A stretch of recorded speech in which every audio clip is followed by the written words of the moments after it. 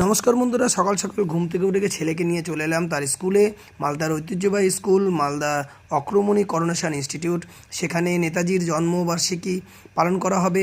সেখানে সবাই রেডি হচ্ছে, সবাই মিলে এখানে একটা প্যারেড হবে এবং তার সঙ্গে র্যালি বেরোবে।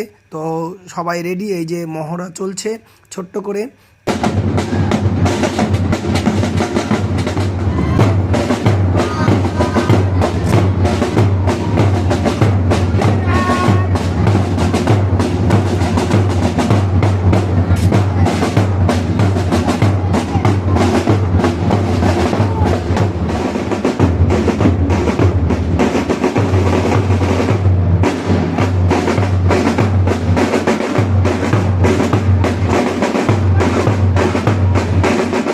এই হচ্ছে স্কুলের লোগো এবং প্ল্যাকার্ড।